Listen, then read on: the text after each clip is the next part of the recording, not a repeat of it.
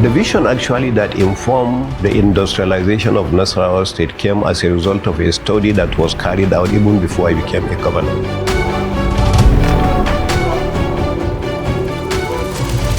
Nasarawa, the rise of a new investment frontier. The land of our pride, home of soul. When we came up with this idea of the Nasarawa Investment Development Strategy. And the idea about that also was encouraged more by the first advisory council of people who have that kind of knowledge of industrialization. Nasarawa State, a state now defined by performance. Over the past 7 years, a deliberate journey has unfolded, driven by leadership, guided by reform, and powered by results. Under the leadership of engineer Abdullahi A. Sule, the focus was clear: to create an environment where businesses don't just arrive, but thrive. Land of promise we thrive. Nasarawa, where Through the strategic coordination of the Nasarawa Investment and Development Agency, NASIDA, barriers were reduced, processes simplified, and investor confidence strengthened. From land administration reforms to transparent fiscal systems, from streamlined regulations to investor-friendly policies, Nasarawa aligned itself with global best practices. These key reforms have been catalytic. They have improved the flow of investments into the state, as you will see from the statistics, from the springing up of businesses all across the state.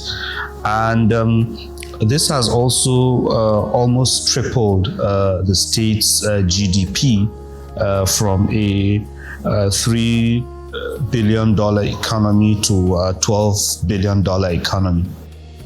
Through transformative initiatives like the State Action on Business Enabling Reform SABR, the state performed, meeting over 22 critical reform benchmarks, unlocking results-based financing and positioning itself among top 10 reform-driven states in Nigeria.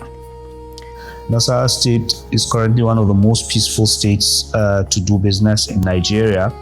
Our traditional institutions continue to be the backbone upon which this peaceful coexistence is enjoyed.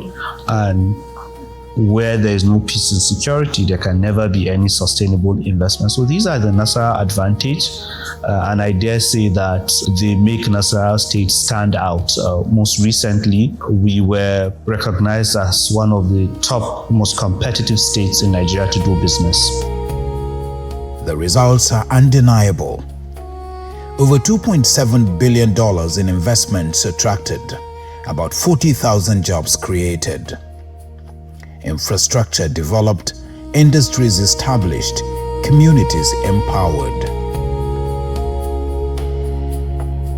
But beyond the numbers lies something greater: confidence.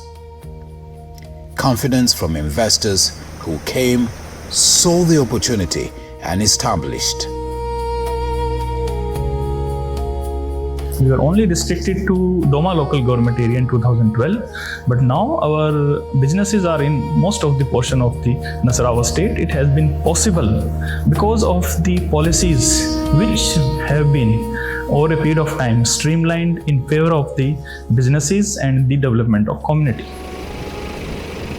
Where you can say a visionary leader like Engineer A. Abdullahi, our executive governor, he has been here at the helms for about, you can say, 7 years. So the major improvement which I see has happened in the last 6-7 years, where the policies in consultation with the business houses, in consultation with the communities, which have moved towards a sustainable growth, not only for businesses, but as well as the government and as well as the community.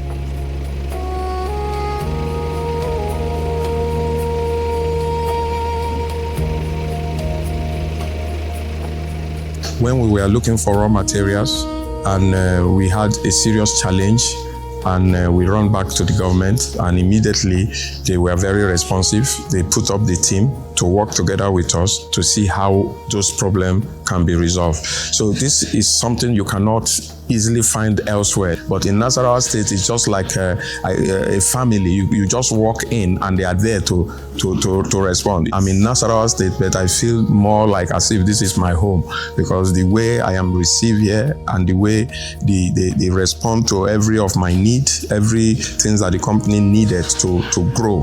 You can see the hunger within the state that they really need an investor. And that is why I am glad that I never made a mistake coming to Nasarawa State.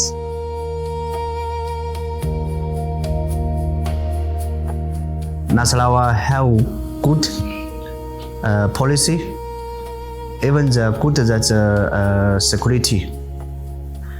Even for us, for investor for Nasarawa, and the government, he is very support to us because he want investors in Nasarawa. So that is and why our company from China invest here, because firstly here have that good resources, and also is have good retail for here.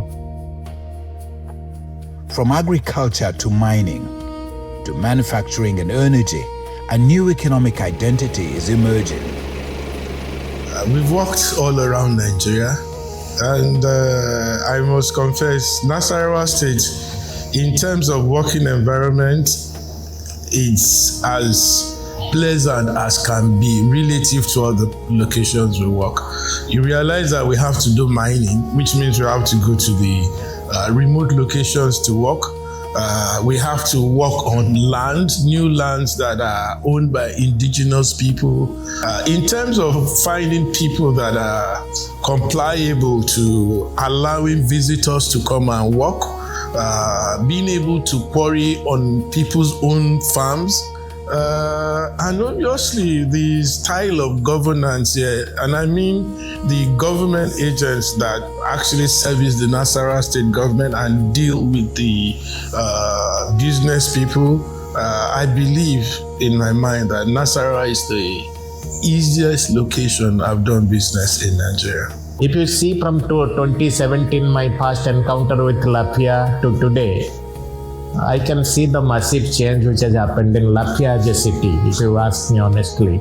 I've seen Lafia from very, very close corners, and that shows that the state is thinking progressively. And if a state is thinking progressively, they will definitely provide you enabling environment towards your business. So that basically attracted us. And our first interaction with the Honorable Governor of the state was also very, very positive. And if I compare it to a couple of other states where we operate, Nasarawa stands some steps ahead of them as far as government policy and the implementation of policies there. That is what attracted us to come to Nasarawa state. And till date, there is no regret why we came to Nasarawa state.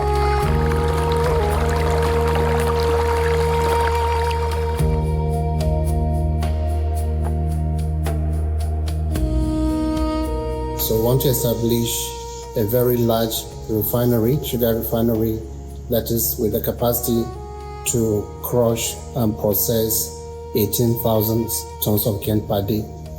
That will now later be expanded to 27,000 TCD refinery.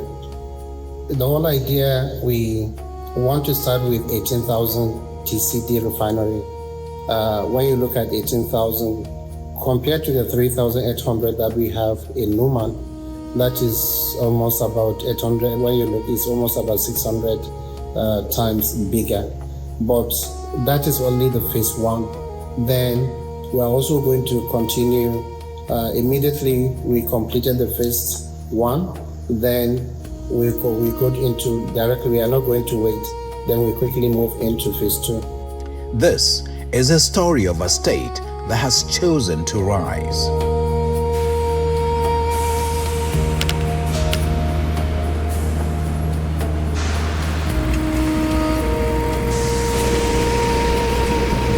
Transformation is not defined by what is promised, but by what is delivered.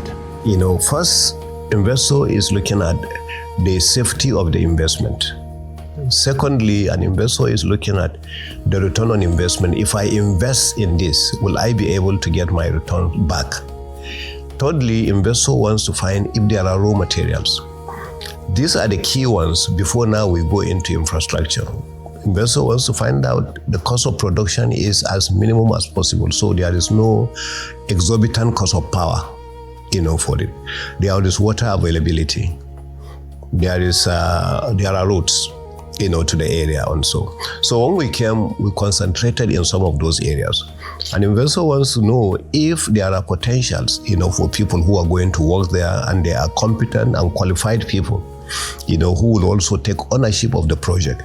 Investor is looking for a safe environment where the communities around the investment are going to take ownership of the investment. So those are the kinds of things we look around, and that's why we provided the ones that we believe government should provide. For instance, every one of our investment sites, we make sure there is road, to the area.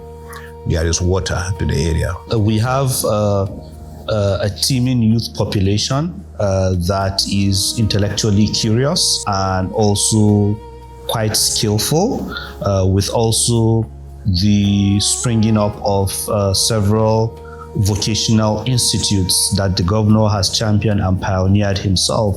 Notably is the Wing Commander Abdullah Ibrahim Vocational Institute that continues to train young people with technical skills in their thousands. So that is also an advantage, because any business coming into an environment will have to think about the manpower, the skill set that are required to power those industries. Across Nasarawa State, the results speak in thriving businesses, in expanding industries, and in lives being changed. We've created a lot of jobs. Most of our unskilled labor come from the community. Most of our artisans come from the community. A lot of minor subcontractors that do jobs that we know the community can handle, we do subcontract to them. So it has created hundreds, if not thousands, of jobs over the course of the years that the project has been running. And we source materials also locally. The materials that we can get locally, we source locally from the community. So it's a very vibrant project that has created thousands or hundreds of jobs. We have 82 staff right now, and all of them live within 2 kilometers of this location. So we can be proud to say that we've added 82 people who are earning salaries into the local economy. When we hit capacity for phase 1, we'll have 500 staff. And when you have 500 staff, other services will now come in.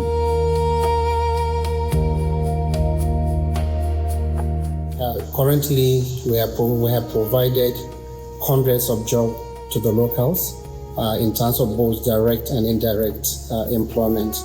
We have a cane plantation, which we call the nursery, whereby we planted initially 60 hectares, then we increased it to 600 hectares.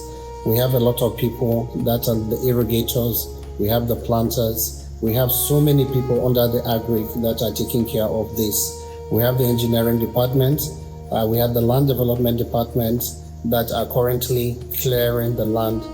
As of today, we have cleared almost about 10,000 hectares of land. And when you look at this, you look at the number of equipments required, the number of resources, both skilled and unskilled. So we have a lot of people that we have actually provided employment to. Each one of these investments, we ensure that the people living around the area are the biggest beneficiaries of employment. And then again, take Avatar for instance. Avatar has roughly about 500 local people working inside the factory at the moment. The same thing with Gafen. Gafen, right now, they are having more than 500 people living in that. And let us even start from home. They say charity begins at home. In our own facility, our own agricultural investment in Jangwa and Away, we ensure that the over 500-600 people that we employed in the area, both for fertilizer application, for weeding, for planting, and for the rest of that, they are all people either from Jangwa, Angwa Tashi, Ayakeke, and basically both Awe and Obi local government areas. So you will say 95% of the people working are from that kind of area. So the benefits they have is not just about income based on employment. The benefits that I was happy to see is the fact that they have now acquired skills. Some of them couldn't drive harvesters, now they can drive harvesters. Some of them couldn't drive, tractors, now they can drive tractors. We went to the extent of repairing tractors, some of them could repair tractors, things like that. So those were the things that I'm happier with.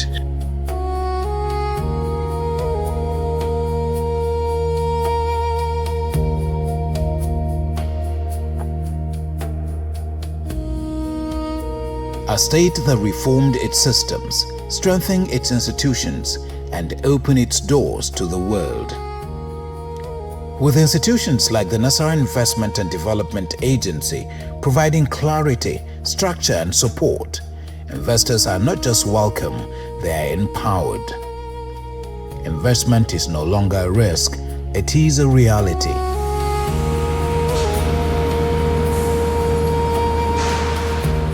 We have the laws that are in place. Another person will not come tomorrow and just tell them, we don't want your investment. The law will protect them, that we have.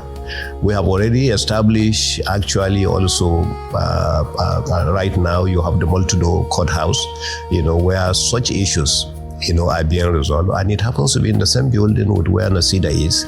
Never will you find a state in the country in recent times that has enjoyed the kind of leadership, elite leadership and political consensus around its growth trajectory like we have in Nasarawa. So all across political interest groups, our leaders have agreed that the pathway to our progress is that we need more investments, and these investments must be allowed to flourish. So there wouldn't be any political risk doing business in Nasarawa State because our leaders are all aligned.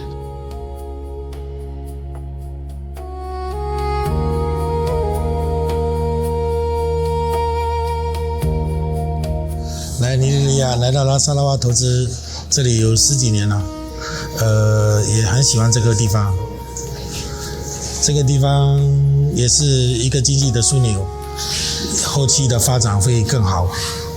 我们也希望把我们的公司打造的属于拉萨拉瓦地区的第一，甚至尼日利亚的第一。不管是做生意，或者说招商引资也好。这里的人更有亲和力，更亲切，交流起来接触，不管是接触交流，都让我感觉到很舒服。From transparent systems to streamlined processes, from responsive governance to strong public-private partnerships, every reform tells one story: that Nasarawa is ready for industry, ready for innovation, ready for global investment. For someone looking to invest in Nasarawa, come. But we are there, and we are there for as long as we have been, because there's an enabling environment of policy or regulation that is supporting investment, right? We have a pro-investment government. The appetite has been clear from the beginning, and they've backed that up, right, with the various incentives, the various policy support that we needed, right? Nasarawa today, if I'm going to use horse business, for example, has the largest number of mini-grids deployed anywhere else in Nigeria, right? And there's a policy environment that is even set to not be volatile based on political dynamics, right? Because it's more like something that's already been entrenched into the ethos of the business climate in Nasarawa State. So Nasarawa is a state that is pro-investment. It's a state that you can scale. It's a state that you get the required regulatory and policy support to do what you want to do and to deploy it at scale. So come and invest. Nasarawa is one of the states in Nigeria that is on the right direction. And if you align, you obviously see a return for your investment. Nasarawa is ready for business. Come to Nasarawa State and invest. To investors across the world, this is your invitation. Come to where reforms are real, where opportunities are proven, and growth is already happening. Invest in Nasarawa State.